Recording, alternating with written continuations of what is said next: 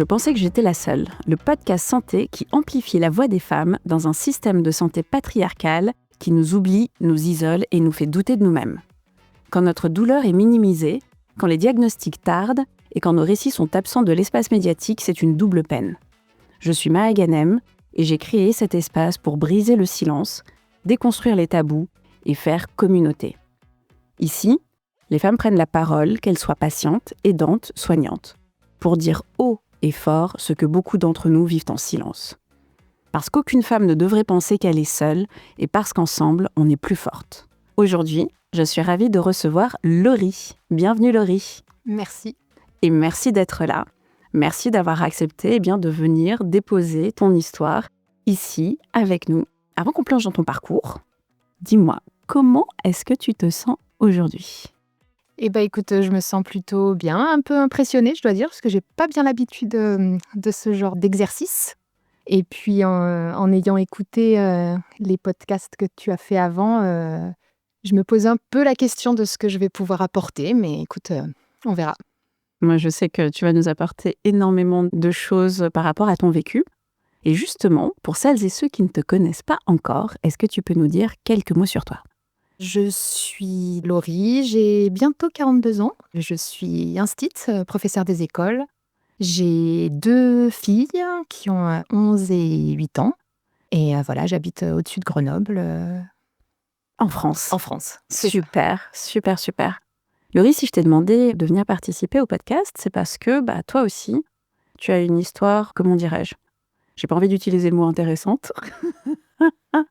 Et en même temps, mais en tout cas, une histoire qui parle aussi pas mal de la solitude qu'on peut ressentir dans son parcours de soins quand on est une femme et quand on est confronté à des problèmes de femmes, comme on dit aussi dans la médecine et dans la société. Est-ce que tu serais d'accord de nous dire ce qui t'est arrivé ? Oui, moi j'ai eu un parcours de santé un peu atypique, on va dire. Déjà après mes 2 accouchements, j'ai dû me faire opérer pour différentes raisons.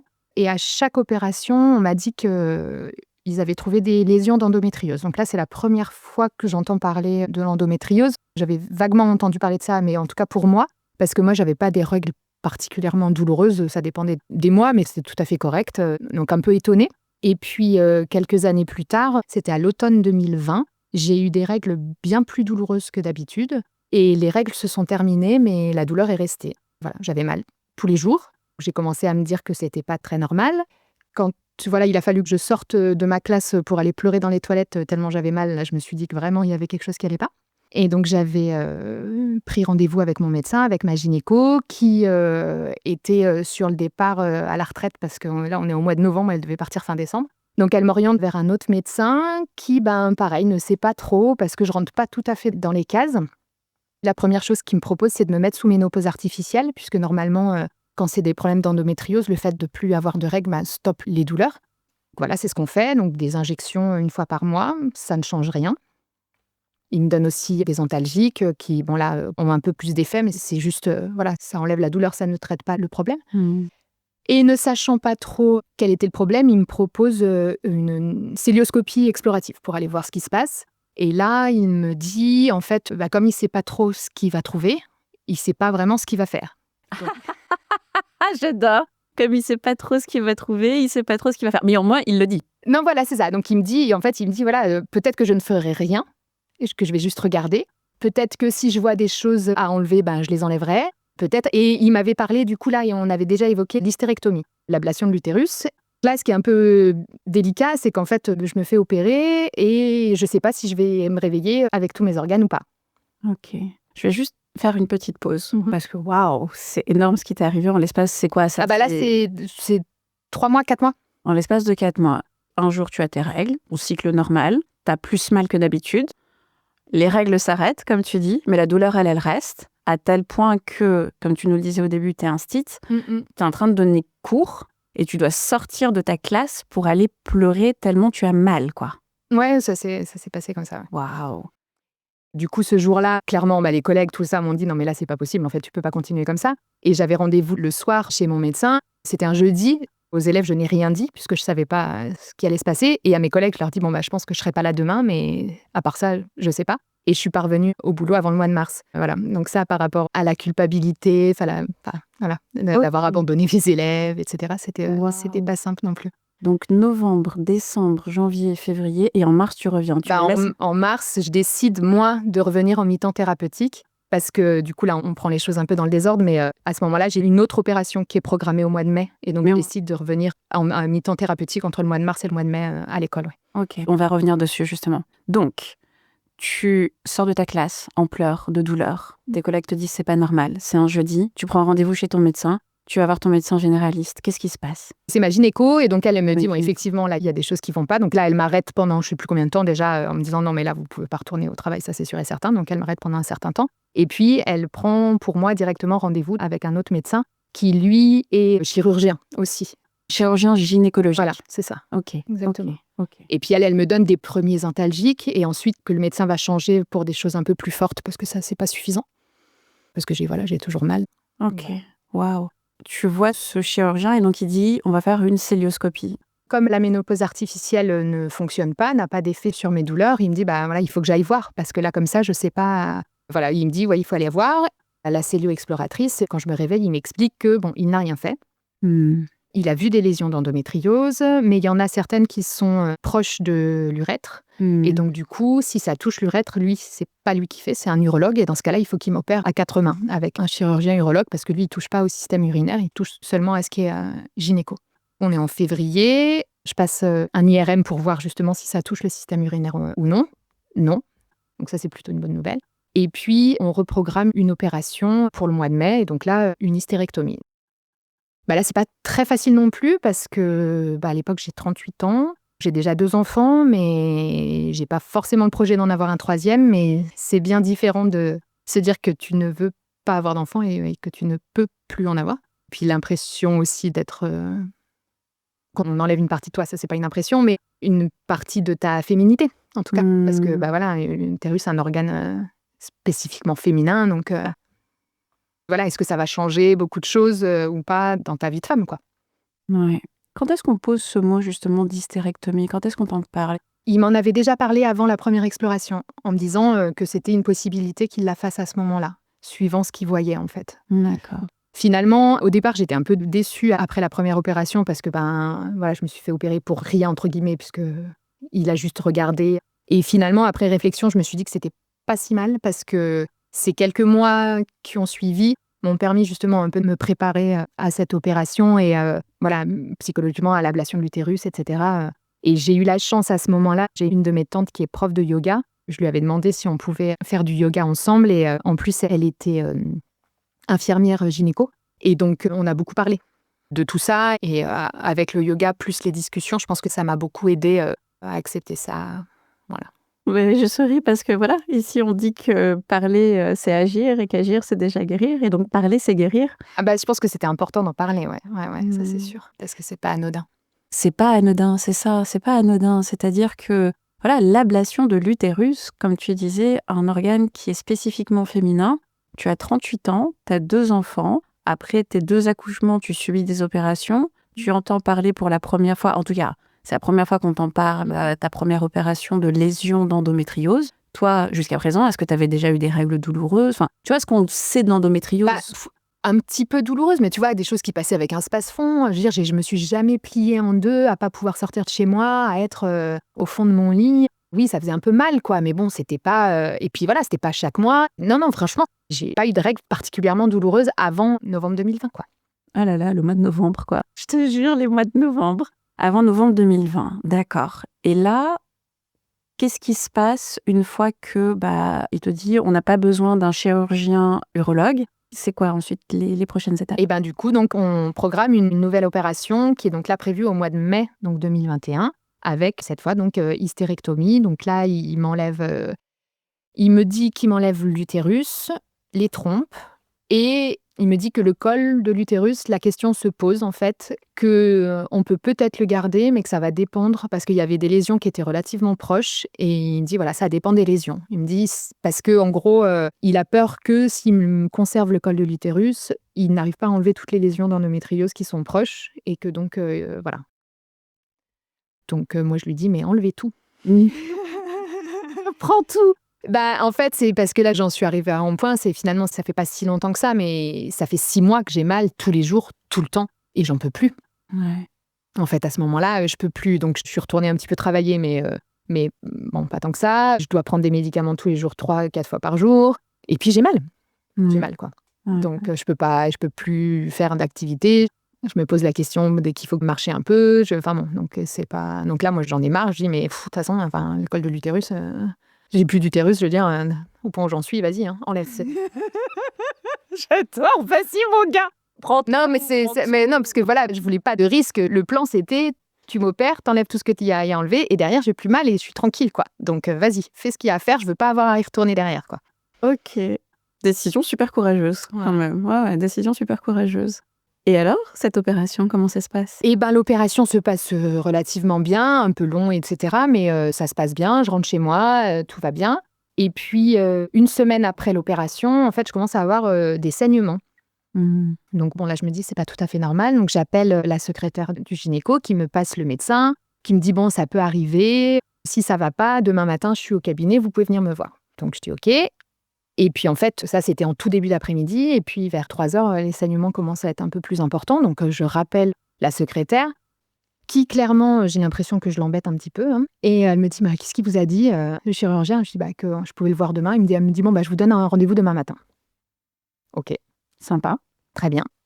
Puis, en fait, plus ça avance, plus les saignements sont importants. Et puis, vraiment, là, du coup, je saigne beaucoup. Mais bon, j'ai un rendez-vous le lendemain. Donc, je me dis, j'attends. Et puis, je finis par aller me coucher en me disant peut-être qu'à l'horizontale, avec la gravité, ça fait que je saignerai moins. Non. Non. Voilà, ça ne marchait pas non plus. Donc, je finis par aller dans ma douche parce que, voilà, en plus, un truc manque de protection. Donc, je commence à faire le décompte et je me dis que ça va pas tenir la nuit, en fait, là. Voilà, donc je vais m'asseoir dans la douche pour me vider de mon sang. Et puis, je me dis, je vais quand même rappeler quelqu'un parce que là, c'est pareil, c'est pas très normal, quoi. J'appelle la clinique où je m'étais fait opérer. Donc, je tombe sur une infirmière très gentille et elle me dit, écoutez, je vais en parler avec la gynéco de garde et puis je vous tiens au courant. Et elle me rappelle pour me dire que, en gros, c'est comme je veux. Soit je viens à la clinique maintenant, soit j'attends mon rendez-vous du lendemain matin. Moi, je me dis, il est 2h du mat, mes filles sont en train de dormir, mon mec travaille demain, personne n'a l'air d'être plus inquiet que ça, donc je vais attendre, en fait. Donc, j'attends. Alors, heureusement, j'ai mes parents qui habitent pas loin et ma mère qui m'avait dit qu'elle venait s'occuper de mes filles le lendemain matin. Et heureusement qu'elle était là, parce que quand je me suis levée le matin, en fait, j'avais la tête qui tournait. J'avais perdu tellement de sang que, clairement, j'étais pas très forte sur mes jambes. Elle m'emmène à mon rendez-vous. Et quand j'arrive, le chirurgien me dit de m'installer. Je dis, je saigne beaucoup. Et il me dit, oui, allez, viens, installez-vous. Je le fais et là, il me regarde et ah oui, quand même. Je dis, c'est un petit peu ce que j'essaye de dire depuis 12 heures. Oui, je saigne beaucoup. Et donc là, il me dit, il faut que je vous réopère. C'est une cicatrice qui a lâché, il faut que je vous réopère. Donc, j'appelle la clinique, allez chercher vos affaires, allez à la clinique, quoi. Ça fait 12 heures que tu saignes en continu. Ouais, même peut-être un peu plus que ça, ouais. Et j'ai vu après, en fait, on m'a fait une prise de sang quand j'étais à la clinique. Et en fait, j'ai vu que j'étais passée très près de la transfusion, tellement j'ai perdu de sang. Mais, waouh, voilà. Je retourne à la clinique et j'y suis le matin. Et puis, j'ai pas plus d'informations que ça. Je sais pas quand est-ce qu'on va m'opérer. Je sais pas exactement ce qui va se passer. Je continue à saigner. Puis là, il me donne les habits pour l'opération. Là, tu sais, donc la blouse et puis la culotte en papier. Ouais. La petite culotte toute fine. Qui tient très bien. Et donc, avec les grosses serviettes de maternité, là, mais c'est pareil. Une première fois, j'appelle l'infirmière parce que je me suis tachée, donc elle me redonne un truc. Et puis une deuxième fois, et là en fait, je suis sur les toilettes en train de pleurer parce que j'ai pas dormi de la nuit. Je me vide de mon sang, j'ai peur, je sais pas ce qui va se passer. En plus, je saigne comme jamais. Et là, elle me dit, vous voulez que je vous donne une grosse protection ? Et en fait, là, je la regarde, je me dis, parce que ça existe. Ah, mais purée. Je veux bien, s'il vous plaît. C'est parce que là, à chaque fois que je bouge, j'ai peur d'en mettre partout. Donc, j'aimerais bien, s'il vous plaît. Il y avait une protection plus grosse que ce qu'on t'a donné à 2 reprises, quoi. Ouais. Et donc, une fois de plus, tu continues, toi, pendant ce temps-là, à te vider de ton sang parce que c'est une cicatrice qui a pété. C'est pas juste que tu tâches, c'est que tu la remplis, quoi, cette culotte avec ton sang. Et au lieu que quelqu'un se dise, on va peut-être lui donner la plus grosse protection, on te pose la question, est-ce que vraiment tu voudrais Bien, bien, bien, bien, bien, bien. Ok. Finalement, en fin d'après-midi, il m'opère et donc il reprend la cicatrice. Et puis le lendemain, je suis de retour chez moi. Ah oui. Ouais. Ok. T'as passé quoi, plus de temps à te vider de ton sang chez toi toute seule oui. que à la clinique, quoi. Bah ouais, à peu près. Ouais. Ok, très bien. Donc on te renvoie chez toi et on te dit quoi? Bah pas grand-chose. Que voilà, il a fait ce qu'il avait à faire et puis voilà, que maintenant ça devrait aller. Et donc la question, c'est est-ce que... Alors, dans un premier temps, oui. Dans un premier temps, ça va mieux. Voilà. Alors, j'ai juste quand même ma fille qui, à l'époque, devait avoir 4 ou 5 ans, parce qu'elle ne savait pas que je retournais à l'hôpital à ce moment-là, et qui me dit Maman, si on te dit de retourner à l'hôpital maintenant, tu dis non. Tu dis non, hein? Oh, ça suffit. Ah, j'adore. Tu dis non. Ah. C'est bon. L'hôpital, c'est bon, là, t'as donné. J'adore. Pendant un moment, je me remets doucement de l'opération et puis les douleurs sont, si ce n'est inexistantes, en tout cas beaucoup, beaucoup moins importantes qu'avant. Donc je me dis, c'est tout bon, tout va bien. L'été se passe, je reprends le boulot au mois de septembre, tout va bien. Et puis, arrivé à la fin de l'année 2021, je commence de nouveau à avoir un peu des douleurs. Et puis au mois de janvier, de nouveau des douleurs importantes. Donc je revois le chirurgien qui me dit c'est sûrement lié aux cicatrices. Ça arrive parfois que pour une raison ou pour une autre, voilà, les cicatrices sont douloureuses. Donc il me propose des infiltrations. En fait, ils viennent injecter un produit directement sur les cicatrices. Et il me dit au bout de 3-4 infiltrations, c'est terminé, vous n'aurez plus mal. Donc je dis ok, très bien, faisons ça. Et j'en ai fait 7. Ok, donc là on est quand? Donc là on est en février 2022. Ok. Et donc là, à partir de février, tous les mois, je vais faire une infiltration. Et pendant 7 mois, donc, ça m'enlève les douleurs ou me les réduit fortement pendant 2 semaines, mais ça revient. Et en fait, malgré ce qu'il m'avait dit, ça continue à revenir après. Donc au bout de 7, on a dit c'est bon, ça ne marche pas. Et lui part à la retraite aussi. Ah oui, on part à la retraite. Voilà, c'est On ça. part à la retraite. Donc lui, il s'en va, en gros, voilà. Il me recommande à un de ses collègues et puis il s'en va. Et l'autre collègue, clairement, lui, il me dit que il sait pas trop quoi me proposer de plus. Mais c'est déjà ça. Donc, Au moins, il sait dire je ne sais pas. Ok. Aussi, avant, on m'avait aussi parlé d'un médecin à Aix-en-Provence. Donc, je prends rendez-vous et je pars là en février. Je ne sais plus quand est-ce que c'était. Ah non, c'est plus tard. On me parle du médecin à Aix-en-Provence, mais du coup, le temps d'avoir le rendez-vous, c'était un petit peu plus tard. J'avais aussi pris rendez-vous au centre de la douleur. Donc ça, c'est pareil, ça prend du temps. Donc là, je vais voir un médecin au centre de la douleur. Et là, c'était une femme que j'ai trouvée très bien, mais elle me dit clairement, elle me dit, on est mauvais sur les douleurs pelviennes. Hein. Elle me dit ça, on est mauvais. Au moins, pareil, elle est honnête. C'est ça. Une médecin-femme qui te dit sur les douleurs pelviennes, donc c'est-à-dire, voilà, sur les douleurs aussi gynécologiques, on est très mauvais. C'est combien de temps pour avoir un rendez-vous au centre de la douleur? 5-6 mois, je crois. C'est ça, c'est ça. Donc il y a quand même beaucoup d'attentes en fait dans ton Ah oui, parcours, oui. Bah oui. Et du coup, oui, là, donc on me parle de ce médecin. Et non, je t'ai dit Aix-en-Provence, je te dis des bêtises. D'abord, c'était Nîmes. Ah, c'est le sud. Voilà, c'est ça. Ça reste le sud. Ouais, ça reste le sud. En fait, ça t'a fait voyager. Voyager, ouais. T'as vu la France, tu as vu l'Hexagone. Ouais. Ok. Là, j'essaye de trouver d'autres façons aussi, en plus des infiltrations que je continue là pour l'instant à faire. Donc, je vais faire de l'hypnose. Je vais faire une mini-cure à Challes-les-Eaux, ce qui est une cure gynéco. Je vais faire ça aussi. Et puis finalement, au mois d'août 2022, donc, j'ai mon rendez-vous à Nîmes. Je vois un médecin, femme, là, qui, elle, reprend les choses différemment et me dit hop, il faut vous mettre sous anti-inflammatoire, c'est ça le problème, etc. etc. Donc, on change de traitement et elle me met sous anti-inflammatoire. Et en fait, elle est persuadée que ça va guérir. Ça va tout régler. Ouais, ça va régler, quoi. Sauf que, en fait, ça règle pas vraiment l'histoire. Et quand je retourne la voir au mois de décembre, en fait, elle est un peu embêtée. Elle me dit, mais vous avez pris des anti-inflammatoires de août à décembre? Je dis, bah oui, c'est ce que vous m'aviez dit de faire. Elle me dit, ah oui, mais moi, je pensais que vous en auriez pas besoin pendant si longtemps que ça. Mais attends, mais de août à décembre, mais il y avait pas... Donc elle te vend en août. Elle dit, vous allez prendre des inflammatoires tous les jours. Ouais. Tu les prends jusqu'au mois de décembre, en sachant que les anti-inflammatoires, ça a aussi un effet adverse sur le corps. Et parce que c'est quand même eux qui te donnent le prochain rendez-vous. Bah oui. Et donc là, je dis, bah oui, mais enfin, c'est ça, moi je suis partie avec mon ordonnance, j'ai fait ce que vous m'aviez dit, et puis c'est ça. Donc elle me dit, bah non, là, ça va pas. Là, il commence à se demander si le problème n'est pas neuropathique. Voilà, des douleurs... du système nerveux. Ouais, c'est ça. Il y a un nerf qui serait endommagé ou quelque chose comme ça. On me conseille de prendre rendez-vous avec une neurologue à Lyon. Ok. Encore une autre vie. Encore une autre vie. Bon, c'est pas que donc, tu viens de Grenoble, C'est ça. tu es déjà allée à Nîmes, Voilà, tu vas à Lyon, et on t'a aussi parlé d'Aix-en-Provence. c'est ça. Non, c'est bien, tu as visité. Ouais. Visité. Et en attendant ce rendez-vous chez la neurologue, ils me mettent sous traitement donc, pour les douleurs neuropathiques. Et donc là, j'ai 2 médicaments, donc un de la famille des anti-épileptiques et l'autre des antidépresseurs, en gros. Et là, franchement, c'est difficile parce qu'en fait, j'ai beaucoup d'effets secondaires. Je dors très, très mal. Et en même temps, j'arrive pas à me réveiller. Incapable de faire 2 choses en même temps. Voilà, si je suis en train de faire n'importe quoi, qu'une de mes filles vient me parler, ça devient noir, je sais plus ce que je suis en train de faire, je sais pas ce qu'elle m'a demandé. J'oublie tout. Je suis sous la douche, tout d'un coup, je me suis dit, mais je me suis lavé les cheveux ou pas? Incapable de savoir si je l'ai fait ou pas. Voilà, plein de petites choses comme ça qui sont très difficiles à gérer. Et puis, en tant que mère, d'autant plus, parce que là, je suis en train de me dire, en fait, elles peuvent pas compter sur moi, quoi.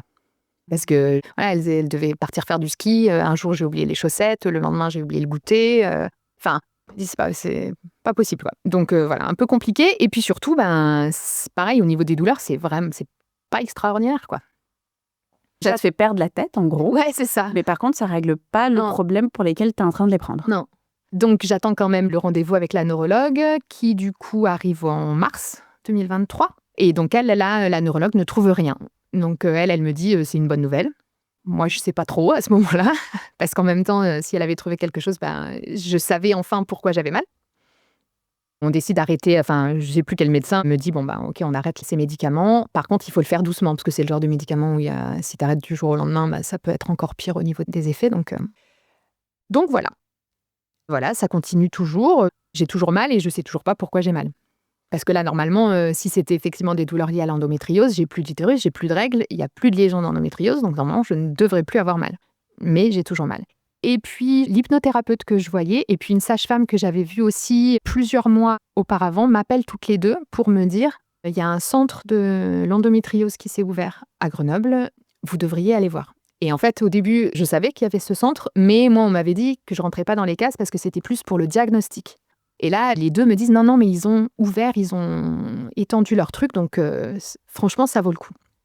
Je prends rendez-vous, je vois le médecin que mon gynéco qui était parti à la retraite, chez qui il m'avait orienté, un médecin que j'avais déjà vu. C'est là que, particulièrement, il me dit, en gros, on a fait un peu le tour, quoi. J'arrive un peu au bout de ce que je peux proposer. Mais il me dit, rentrez au centre, parce que là, il y a tout un panel de professionnels de santé qui sont spécialisés dans les douleurs pelviennes, les douleurs d'endométriose, et ça peut être intéressant pour vous.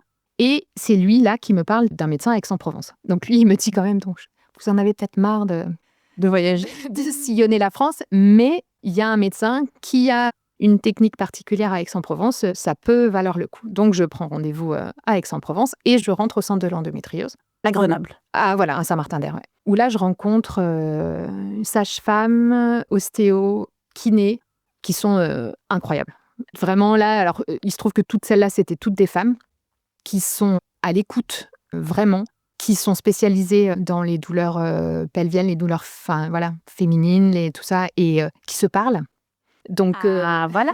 Et comme ça a l'air de rien, mais c'est énorme. Et c'est ça, c'est que voilà, j'ai rendez-vous chez l'ostéo. En fait, la kiné lui avait mis un petit message pour lui dire voilà ce qu'on avait travaillé. Derrière, l'ostéo dit à la kiné voilà ce qu'on a fait. Ça serait peut-être bien d'aller un peu plus là-dessus, etc., etc. Et ça change tout, quoi. Mais je te crois, parce que les médecins qu'on voit au goutte à goutte comme ça, tous les 6 mois, à qui il faut toujours réexpliquer parce que le médecin précédent n'a pas pris la peine de soit faire un courrier, soit de communiquer, quoi. C'est aussi un vrai souci dans le parcours de soins des personnes, quoi. C'est ça. Donc, waouh! Et grâce à ça, et avec une des kinés là, qui fait de la balnéo, là, ça m'aide. Donc, je commence à diminuer mes doses d'antalgiques. Okay. Donc, ce qui est quand même important parce que je prenais notamment du tramadol. Donc, un tramadol, c'est un opiacé. C'est un opiacé. Voilà. Et tout le monde était un peu flippé parce que peur que je finisse accro aux opiacés. Quand j'allais dans une nouvelle pharmacie, genre en vacances et tout, quand ils voyaient mon ordonnance. Ah, mais vous savez quand même qu'il y a une forte dépendance? Ben oui, je suis au courant, mais en même temps, pour l'instant, on n'a trouvé que ça. Donc, si vous avez une autre solution, allez-y, mais moi, j'en ai pas d'autre. Donc voilà, donc je commence petit à petit à réduire les médicaments. Et puis, finalement, en juillet 2024, du coup, j'ai rendez-vous à Aix-en-Provence, où donc là, je vois ce fameux médecin qui, là, d'un coup, en fait, lui, me dit, oui, bien sûr. Il a la solution. Il me dit qu'en fait, c'est un syndrome myofascial des muscles obturateurs internes. Tout à fait, absolument, Voilà. à tes souhaits. Et donc, qu'est-ce que c'est que cette petite chose-là? Donc, en fait, les muscles obturateurs internes, c'est des muscles donc, qui sont dans le bas-ventre qui, normalement, sont proches de l'utérus et le tiennent, etc. Et là, ces muscles, pour une raison inconnue, sont en tension permanente et du coup envoient des signaux de douleur alors qu'ils ne devraient pas forcément. Et puis surtout, avec ce qu'on m'avait déjà expliqué sur les douleurs chroniques, c'est qu'en fait, ça crée comme une autoroute entre ta zone douloureuse et ton cerveau. Et donc, au moindre petit truc, ça envoie l'information de douleur. Et là, lui, il me dit, moi, ce que je vous propose, c'est une injection de toxine botulique, de Botox. De Botox. Parce qu'en fait, ça fige les muscles. Ils sont plus en tension et c'est censé les figer assez longtemps pour faire oublier au cerveau cette fameuse autoroute. Et voilà. Donc, je lui dis, très bien, faisons ça. Faisons ça. Je me trompe un peu dans les dates. Ça, j'avais rendez-vous plus tôt et c'est en juillet qu'il me fait l'injection de Botox. Ok. Voilà. Donc, entre le rendez-vous et le. Il y a eu quelques mois. Il s'est encore passé des mois, quoi. Ouais. Et donc, on rappelle quand même que toutes ces années, toi, en novembre 2020, tes règles finissent, la douleur reste, et jusqu'en juillet 2024, tu vois quoi, une dizaine de professionnels de santé? Ah ouais, parce que là, je les ai pas tous dit en plus. Ouais. J'en ai laissé quelques-uns sur le côté parce que ça faisait un peu trop. On va dire quoi, une vingtaine? 10-15, on va dire, allez. Ok. Donc, 10-15 professionnels de santé, chacun y va de sa théorie, Oui. chacun y va de son ordonnance, C'est ça. chacun y va de son antidouleur. Et puis, ils n'écoutent pas forcément ce que tu dis non plus. Parce que j'avais vu un autre médecin spécialiste dans la douleur qui, lui, justement, voulait me remettre sous anti-inflammatoire. Et donc, je lui dis, mais en fait, non, les anti-inflammatoires, j'ai déjà fait, ça ne marche pas. Il me dit, ah, mais oui, mais couplé avec le Doliprane, c'est... Je dis, ouais, mais ça, j'ai déjà fait aussi. Ah, mais il voulait absolument me mettre sous anti-inflammatoire. Et puis, il voulait aussi absolument que je mette du froid quand j'avais mal. Alors que moi, j'ai jamais eu envie de mettre du froid, en fait. Comme ça, instinctivement, c'était le chaud. Mes mains, ou une bouillotte, ou quelque chose, mais du chaud. Et un soir où il faisait très chaud, je me dis, je vais essayer ce qu'il m'a dit. De toute façon, ça ne coûte pas grand-chose. Je suis allée mettre du froid et en fait, ça a empiré les douleurs. Et là, quand j'en parle au médecin d'Aix-en-Provence, il me dit « Ah non !» Il me dit « Bien sûr que non. Non, les anti-inflammatoires, ça ne sert à rien. » Il me dit « Le froid, bien sûr que non. Vous, c'est le chaud. Ça, c'est sûr. » Donc là, je me dis « Bon, il comprend. Il me dit plusieurs choses comme ça où je me dis « Bon, ça y est, lui, il a compris ce que j'avais. Il a déjà vu ça quelque part. Et a priori, il a une solution à me proposer. » quoi. Ok, waouh. Et alors? Et du coup, donc, il m'explique que le Botox, ça met 15 jours à faire effet.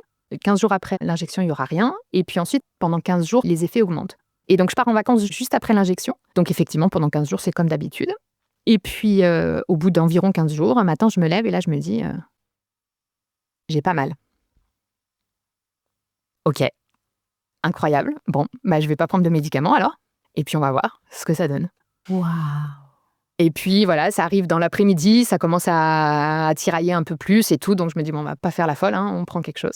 Et ça pendant une semaine. Et puis, au bout d'une semaine, pareil, je regarde, 18 heures, j'ai toujours pas pris de médicaments et ça va. Bon, ok. Et puis, finalement, ça a tenu la journée. Et à partir de ce moment-là, j'ai plus pris de gros médicaments, quoi. Après, j'ai pris une fois de temps en temps du Doliprane et puis c'était fini. Complètement incroyable, quoi. Enfin, pour moi, ça a été assez miraculeux. Ce qui est fou, c'est qu'en fait, il y a un médecin à Grenoble qui voudrait faire ça. Mais le pharmacien de la clinique dans laquelle il travaille refuse parce qu'il trouve qu'il n'y a pas assez d'informations sur l'utilisation du Botox. Donc, voilà. Donc, je suis obligée d'aller... j'ai été obligée d'aller à Aix-en-Provence 3 fois en tout, mais alors que ça pourrait se faire à Grenoble. À côté de là où tu habites. Donc, ça veut dire qu'il y a un médecin qui sait ça, qui sait ce qui t'est arrivé quelque part. Et donc, ça veut dire que ça arrive à d'autres femmes. Ça veut dire que tu n'es pas la seule. Et il y a un pharmacien qui dit non, on n'a pas assez d'informations. Du coup, on va laisser les gens en errance, quoi. Ouais. Waouh. Je dis beaucoup waouh dans ce podcast, parce que à chaque fois que je pense qu'on a atteint le fond, en vrai, il se passe quelque chose qui me fait dire quand même, quoi. Oui, bon, la France, c'est le principe de précaution, mais là, c'est trop. Parce que toi, donc, ça a commencé novembre 2020. Et là, on est... Donc, tu dis, tu l'as vu en juillet, les vacances, donc c'est août 2024. Ouais, c'est ça. Août 2024, tu prends du Doliprane. Ouais. Quand avant ça, t'es passé par des opioïdes, le tramadol. T'es passé par des médicaments anti-épileptiques qui te font perdre la tête, qui te font tout oublier, qui te font douter de ta capacité à pouvoir prendre soin de tes enfants. Et en fait, on avait besoin d'un truc qu'on utilise pour les rides, quoi. Ouais, c'est ça. Alors apparemment, en fait, le Botox, on l'utilise dans plein de choses, et de plus en plus, mais en tout cas, ouais. Et puis, moi, clairement, je te dis, quand je suis allée voir le médecin Aix-en-Provence, Je voulais pas mettre trop d'espoir parce que j'en avais déjà tellement vu et en gros, j'en parlais à un moment avec ma kiné. Je disais, bien entendu, je voudrais que ce qu'ils me disent, c'est « Ah mais oui, bien sûr, c'est ça, il suffit de faire ça et puis c'est terminé ». Et je dis « Mais j'y crois plus, j'y crois pas ». Et en fait, c'est ce qui s'est passé. C'est ce qui s'est passé. Il m'a dit « Mais oui, voilà ce que vous avez et voilà la solution ». Et ça a marché. Et cette fois-ci, c'était vrai. Ouais. Et cette fois-ci, c'était vrai. Et donc, tu as eu ce gars, celui qui t'a dit, voilà, le problème, c'est ça, la solution, c'est ça. Et 4 ans plus tard, finalement, ça a vraiment marché, quoi. Comment tu t'es sentie dans ce moment-là ? Ça a été, alors déjà, ça a été vraiment... au moment où il m'a proposé ça, il avait l'air tellement sûr de lui et il m'a tellement dit aussi, montrer certains symptômes que j'avais ou les choses qui me faisaient du bien. J'avais vraiment eu l'impression qu'il avait compris. Donc déjà, quand je suis sortie du premier rendez-vous, j'étais déjà vachement soulagée en me disant, voilà, je crois que là, j'ai trouvé vraiment quelqu'un qui a compris quel était le problème. Et puis après l'injection, je savais pas, parce que c'est pas immédiat, puis c'est pas très agréable non plus. Les aiguilles sont un peu grosses. Et t'as pas c'est une anesthésie locale, donc il te fait une petite, donc tu vois. Et puis après, ça gêne sur la marche, c'est pas très, c'est pas très agréable. Et puis j'attendais de voir. Mais quand le premier matin où je me suis levée, je me suis dit, mais j'ai pas mal. Là, c'était assez fou. Et derrière, j'ai eu l'impression de revivre. Ouais, Petit à petit, en fait, voilà. Et de plus avoir à se poser la question si je peux marcher. Il y a quelque temps, je suis partie en week-end et tout d'un coup, je me suis dit, oh, j'ai pas pris ma trousse de médicaments. Et c'était la première fois depuis 4 ans que je partais quelque part sans emporter des médicaments avec moi. Des antidouleurs. Ouais. T'avais toute une trousse. Ah oui. Toute une trousse, quoi. Oui, parce que j'avais plein de trucs. Enfin, c'était... Voilà, donc c'est assez... C'était miraculeux. Ah, je suis émue. Je suis émue. Tu nous as parlé au début des opérations que tu avais eues suite à tes accouchements, et que c'est là au début où tu entends parler d'endométriose. Tu nous as aussi dit comment les médicaments te font oublier des choses et des questions que tu t'es posées par rapport à tes filles. Et du coup, j'aimerais te poser cette question-là. Quand on est mère de jeunes enfants, d'enfants en bas âge, et qu'on vit la douleur au quotidien pendant 4 ans, comment ça se passe au quotidien ? Comment on se sent dans son cœur, dans sa tête ? C'est pas simple, hein. C'est pas simple parce que, en fait, on est privé d'une partie de ses capacités. Moi, il y a eu plusieurs moments où je me suis dit, je suis pas la mère que j'ai envie d'être. Et ça, c'est difficile. Et d'être tout le temps en train de leur dire, non, ça, je peux pas faire parce qu'en fait, j'ai mal ou je vais avoir mal. Et donc, ça, c'est difficile. Et comme je l'ai dit un peu plus tôt, là, j'ai fait un travail avec une hypnothérapeute et on avait fait une séance sur la culpabilité par rapport justement à mes filles.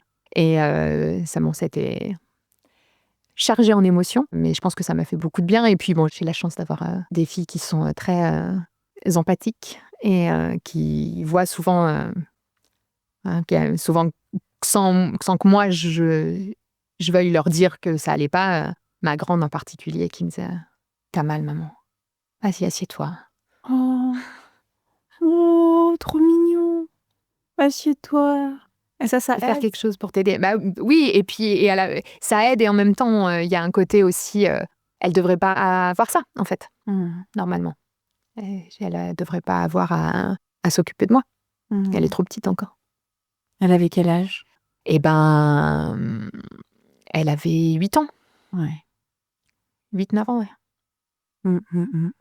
Ouais, c'est jeune pour voir sa mère malade et qui a mal dans son corps tout le temps. Et surtout, on ne sait pas pourquoi. On ne sait pas pourquoi. Ouais. Mais c'est sûr que la douleur au quotidien, c'est tu sais ce que c'est aussi, hein, c'est difficile, ça tape sur le système, ça tout ça. Et le fait d'avoir des enfants, alors il y a un côté qui est, je vais dire presque difficile parce que il faut être là, il faut quand même s'en occuper. Et puis moi, je voulais pas non plus ne plus rien faire pour elle, bien entendu, il fallait que je sois là. Et en même temps, je me dis que c'est aussi grâce à elle. Parce que tous les matins, si je me levais, que je m'habillais, que je me maquillais, tout ça, c'était aussi parce que je voulais leur montrer que leur mère, elle était toujours là, quoi. Et je pense que ça m'a aussi beaucoup aidée, en fait. Ça m'a aussi beaucoup portée. Je pense qu'elles ont été une grosse part dans la force que j'ai eue pour surmonter tout ça. L'autre culpabilité dont tu nous as parlé tout à l'heure, c'est par rapport à tes élèves. Tu es institutrice. Comment ça s'est passé pour toi, pour le boulot ? Ça a été un peu compliqué. Donc, en fait, la première fois, j'ai été arrêtée pendant plusieurs mois. Après, je suis revenue en mi-temps. L'année d'après, J'avais changé d'école et j'ai été absente peut-être 1 mois sur toute l'année scolaire, donc c'était correct. L'année encore d'après, je suis partie au mois de décembre, mais je suis jamais revenue. Waouh. Donc là, c'était un peu compliqué aussi, surtout que je savais qu'ils avaient mis une remplaçante, qui elle est partie en burn-out. Et donc après, ils ont eu 1 semaine quelqu'un, puis plus personne, puis 2 jours, puis plus personne, etc. Donc là, je sais bien que je ne suis pas en capacité de pallier aux problèmes du système éducatif français, mais c'est quand même... c'est ce que je disais tout à l'heure, en fait, l'impression d'abandonner mes élèves. Puis j'avais une classe à plusieurs niveaux, mais j'avais des CP dans le lot. Et voilà, on sait que l'année de CP, c'est là où on apprend à lire, etc., etc. Et que c'était un peu... que ça allait être compliqué pour eux, quoi. Et après, le médecin de l'éducation nationale m'a parlé d'une possibilité d'avoir un poste adapté. Donc, je ne savais même pas que ça existait. Et donc, pendant 1 année scolaire, j'ai travaillé de la maison pour le CNED et je faisais des corrections. Et donc là, ça me permettait de pouvoir prendre tous les rendez-vous médicaux dont j'avais besoin et de travailler à mon rythme. Donc voilà, je pouvais m'arrêter si j'avais besoin, je pouvais me mettre dans la position que je voulais, je pouvais... voilà. Oui, le CNED, c'est la partie... L'enseignement à distance. Voilà, c'est l'enseignement à distance pour les élèves français qui sont dans des situations où ils ne peuvent pas être présents physiquement à l'école. C'est ça. Donc il y a plein de situations différentes. Il y a des enfants qui sont en voyage, des enfants qui sont à l'étranger dans des endroits où il n'y a pas d'école française ou pas des écoles qui conviennent aux parents, des enfants qui sont malades ou handicapés, des enfants du voyage. Il y a plein de situations différentes. Et donc ça, tu ne savais même pas que c'était possible? Non, c'est le médecin de l'éducation nationale qui m'a parlé de ça. Moi, je ne savais pas que ça existait. Ça a été très bien, ça, pour moi, de pouvoir... comme ça me permettait de reprendre quand même un peu le travail. Et puis, au niveau financier aussi, parce qu'au bout d'un moment, quand on est en arrêt pendant trop longtemps, on passe à mi-traitement. Et puis, donc, c'est compliqué. Et puis voilà, oui, de pouvoir prendre tous les rendez-vous de kiné, de tout ça dont j'avais besoin. Et puis, de travailler quand je pouvais, quoi. Donc tu pouvais, c'est ça, parce que du coup, le CNED, c'est beaucoup de correction de copies, d'accompagnement à distance. Et donc, tu étais vraiment libre en journée de... Oui, c'est ça, il n'y a pas de visio, il n'y a pas de choses comme ça, c'est de la correction de copies. Les enfants, ils ont des évaluations à rendre toutes les 3 semaines, quelque chose comme ça. Et en fait, on corrige ces copies en leur expliquant les erreurs qu'ils ont faites. Mais j'avais pas de moment où il fallait absolument que je sois là, à part les visios en début d'année pour nous expliquer comment corriger les copies. Mais sinon, avec les élèves et tout ça, il n'y avait pas... Je te pose cette question parce que du coup, on parle beaucoup de l'absentéisme des instituteurs et en fait, on parle assez peu de ce que les institutrices vivent. Et moi, je sais que j'ai pu échanger avec beaucoup d'entre elles et qui parlent de cette même culpabilité en fait. Et donc, je trouve que c'est important de pouvoir poser ici aussi dans ce podcast pour toutes les autres mamans aussi qui écoutent que quand on est institutrice, on reste un être humain, qu'on a aussi ses problèmes, qu'on a des gros problèmes de santé, qu'il y a un système de soins qui n'est pas adapté, qu'il y a un système scolaire qui est plus adapté aussi. Et que du coup, c'est aussi beaucoup de culpabilité et on pense à ces étudiants, à ces élèves. Ah oui. Et puis c'est quand on est instit, on voit les enfants 24 heures par semaine. C'est énorme en fait. On les voit beaucoup, on les connaît, on connaît leur famille, on connaît leur histoire. Et c'est pendant 1 année scolaire, c'est nos élèves, quoi. C'est vraiment... Et quand on est obligé de partir comme ça, en plus à chaque fois, les 2 fois où j'ai été absente pendant longtemps, mais en fait, je ne savais pas pour combien de temps je partais. J'étais arrêtée, mais je ne savais pas combien de temps ça allait durer. Donc, pas de possibilité non plus de dire aux élèves, voilà, là, ça ne va pas, je vais me faire soigner et je reviens dans tant de temps. Ça ne marche pas, je ne sais pas. Et ça, c'est difficile aussi. Et puis, oui, ce sentiment. Et puis, quand on sait qu'en plus, on n'est pas forcément remplacé, on sait que les enfants, ils ne vont pas être dans de bonnes conditions. Mais malheureusement, ça, moi, j'y pouvais rien, quoi. Exactement. On a bientôt fini, malheureusement, même si j'aimerais qu'on reste plus longtemps à discuter de tout ça. Et pour finir, j'aimerais te demander déjà, comment ça va aujourd'hui? Là, on est en avril 2025 et du coup, j'aimerais savoir, depuis cette première dose de Botox en juillet 2024, comment ça va aujourd'hui? Ça va bien. J'ai une 2e injection au mois de novembre 2024 parce qu'il m'avait dit que si c'était bien mais pas parfait, on pouvait en refaire une un peu rapidement pour essayer de blinder le truc. Et maintenant, ça va bien. C'est pas complètement terminé. Ça m'arrive encore d'avoir un peu mal. Je fais toujours de la kiné. Mais je prends un Doliprane une fois tous les... je sais pas, tous les mois. Waouh. Donc ça va. Génial. Le titre du podcast, c'est « Je pensais que j'étais la seule ». Si tu pouvais compléter cette phrase, ce serait quoi? Je pensais que j'étais la seule à avoir ce genre de douleur. Voilà. C'est super. Non, mais comme ils ont mis longtemps, comme j'ai quand même beaucoup galéré avec les médecins à savoir quel était le problème, je pensais qu'il y avait que moi qui avait ces douleurs-là et qu'on ne savait pas d'où ça venait, quoi. Oui, exactement. C'est vraiment, ça isole, quoi. Tu vas de médecin en médecin et personne n'a de solution, de vraie solution à t'apporter. Et chacun voit midi à sa porte avec sa solution à lui. Ouais, c'est ça. Qu'est-ce qu'on peut te souhaiter aujourd'hui, Laurie ? Que ça revienne jamais. Que ça revienne jamais. Et si tu avais un conseil, justement, ou une parole pour une femme qui, comme toi, a eu soit des douleurs pelviennes, soit des douleurs tout court dont on ne sait pas d'où ça vient, qu'est-ce que tu aimerais lui dire ? Qu'est-ce que tu aurais aimé que toi, on te dise ? Que y a sûrement une solution. Encore faut-il la trouver, mais que ça peut être long, mais que et qu'il faut pas hésiter, même si des fois c'est difficile et même si c'est usant et prenant, à aller voir d'autres médecins et puis à pas rester avec des soignants avec lesquels on se sent pas écouté ou pas en confiance, parce qu'il y en a d'autres qui sont très bien. Et c'est ceux-là qu'il faut aller voir. Et c'est ceux-là qu'il faut aller voir. Merci Laurie pour ton partage, merci pour ta sincérité, merci pour ton courage.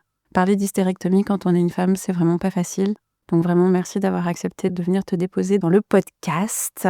Et merci à toi qui nous a écoutés. Merci d'être là. Merci pour ton temps. Et si cet épisode t'a touché, qu'il t'a parlé, eh bien, je t'invite à le faire vivre. Partage-le avec une amie, avec une femme que tu connais et toute autre personne qui en aurait besoin.